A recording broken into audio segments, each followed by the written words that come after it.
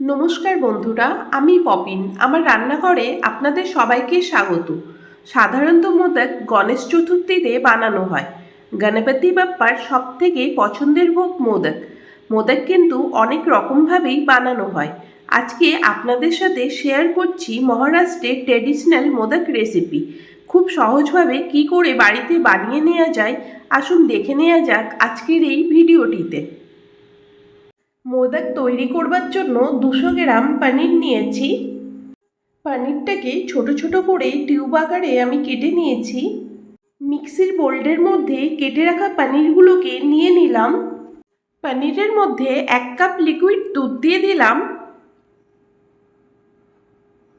1 cup চিনি দিয়ে দিলাম। মিষ্টিটা আপনারা যেমন পছন্দ করেন, কম বা বেশি সেই আন্দাজেই মিষ্টিটা ব্যবহার করবেন। গুঁড়ো দুধ দিয়ে দিচ্ছি 1 কাপ। 20-25টা কাজু বাদাম দিয়ে দিলাম। সব কিছু এখন একসাথে ব্লেন্ড করে নেব। জল দেওয়ার প্রয়োজন নেই, জল ছাড়াই করে নেব। পনিরটা ব্লেন্ড হয়ে গেছে, একটা স্মুথ পেস্ট হয়ে গেছে। একটা প্যান নিয়েছি, প্যানের মধ্যে 2 টিস্পুন ঘি দিয়ে দিলাম। ঘিটা গরম হয়ে গেছে, পনিরের মিশ্রণটা দিয়ে দিলাম। লো ফ্লেমে 5-6 মিনিট নাড়াচাড়া করতে হবে। হাই ফ্লেমে করবেন না, হাই ফ্লেমে করলে রঙটা পরিবর্তন হয়ে যাবে আর দেখতে ভালো লাগবে না। ক্রমাগত নাড়াচাড়া করতে হবে। এই মিশ্রণটা তৈরি করতে বেশি সময় লাগে না, কিন্তু কন্টিনিউয়াসলি নাড়াচাড়া করতে হবে। সমস্ত কিছু একসাথে ভালো করে মিশিয়ে নিচ্ছি। বেশি মিষ্টি হলে কিন্তু ভালো লাগে না। মিশ্রণটা যখন শুকিয়ে আসবে,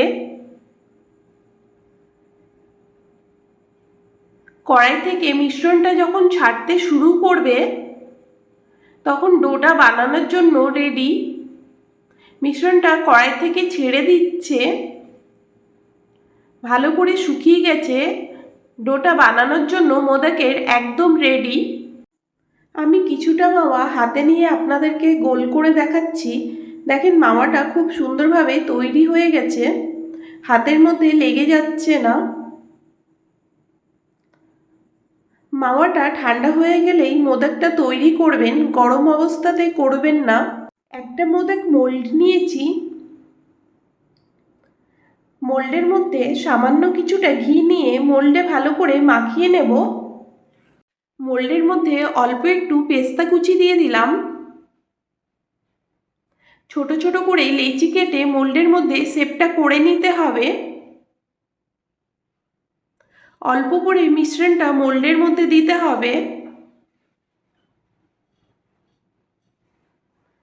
তারপরে মোল্ডটা বন্ধ করে নিতে হবে।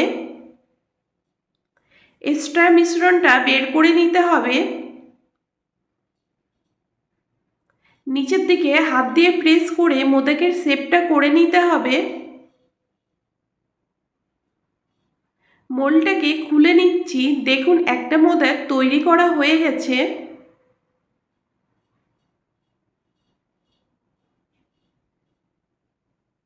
আমি একই রকমভাবে সব মোদকগুলোকে তৈরি করে নেব। মোদকের শেপটা করবার জন্য এই রকম মোল্ড অনলাইন বা দোকানে কিনতে পাওয়া যায়। আপনারা চাইলে অনলাইন বা দোকান থেকে কিনে নিতে পারেন।